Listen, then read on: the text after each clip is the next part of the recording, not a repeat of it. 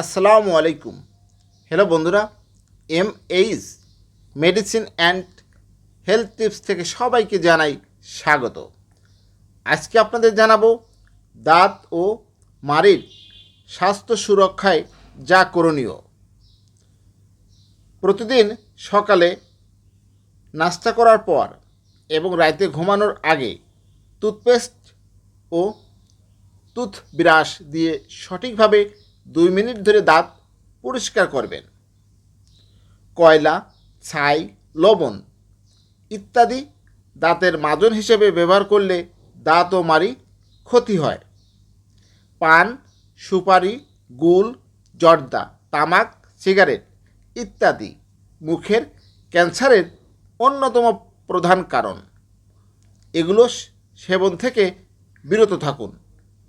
Chocolate, ice cream, cold drinks, মিষ্টি, পাউরুটি, biscuit, cake এবং চিপস খাওয়ার পরপরই দাঁত ভালোভাবে পরিষ্কার করতে হবে। দাঁতের কালো গর্ত দাঁত ক্ষয়ের প্রাথমিক লক্ষণ, তাই ব্যথা হওয়ার পূর্বেই চিকিৎসা নিন, অন্যথায় চিকিৎসা ব্যয়, সময় ও ঝুঁকি বৃদ্ধি পাবে। প্রতি 3 মাস পরপর টুথব্রাশ পরিবর্তন করা উচিত, কেননা ব্রাশের ব্রিসল বেঁকে গিয়ে মাড়ির ক্ষয় হয়।